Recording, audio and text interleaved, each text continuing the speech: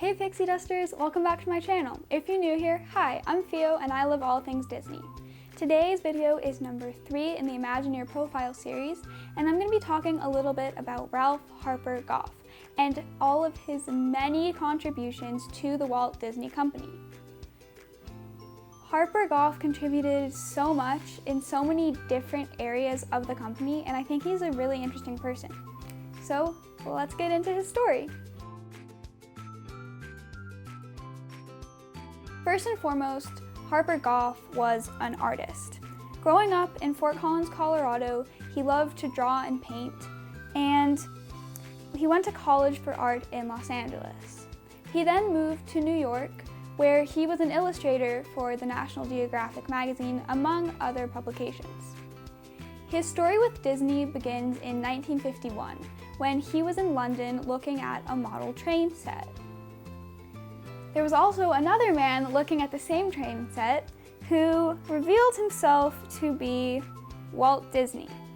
Harper Goff was so surprised to be meeting Walt Disney in such a strange way that he said he almost fell over.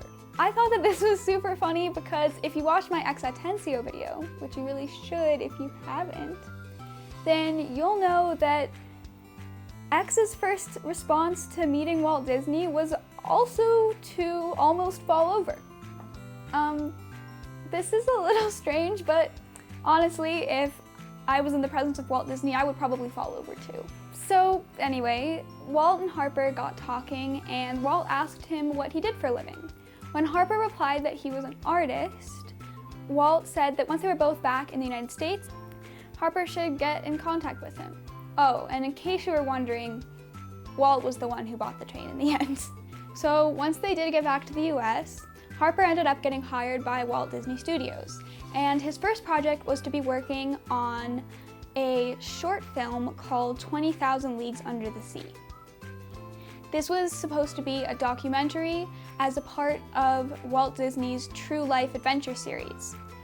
It was going to show underwater shots of whales and other marine life, and I thought it was pretty interesting that this documentary series actually was one of the main inspirations for Adventureland in Disneyland.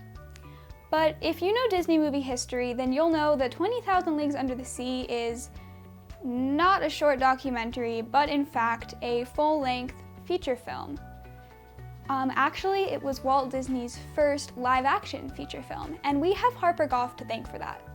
So Walt tasked Harper with creating some storyboards for this short documentary, but he went in a completely different direction and ended up creating storyboards for a feature-length film.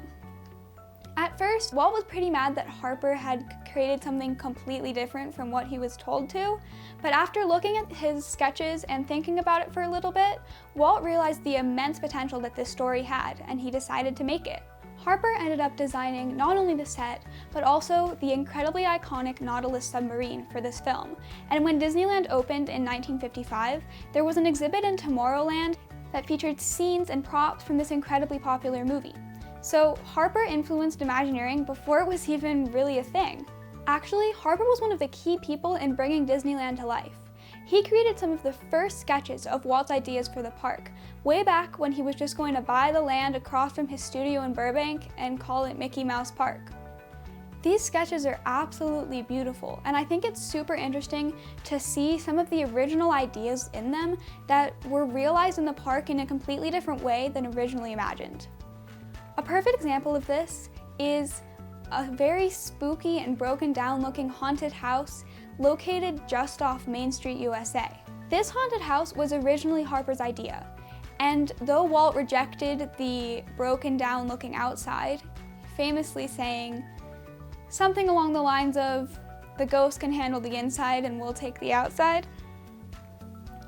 And even though this attraction is no longer located right off Main Street, but instead in New Orleans Square, the Haunted Mansion is one of the most popular and famous attractions in Disneyland.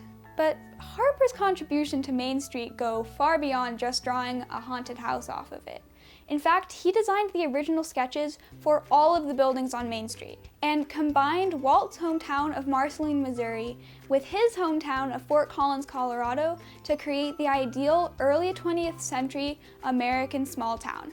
The perfect place to see evidence of his influence is in City Hall. This is obviously City Hall on Main Street in Disneyland, and this is a building in Fort Collins, Colorado, from around the time when Harper would have been growing up there. They obviously look very similar, and I think it's so cool how directly his hometown influenced him in his work. Leaving Main Street and heading into Adventureland, you can find another iconic attraction that Harper Goff played a large role in creating, the Jungle Cruise. Not only did Harper refine the concept and idea for this attraction, but it was the combined work of him and Bill Evans that made the jungle so believably jungle-esque.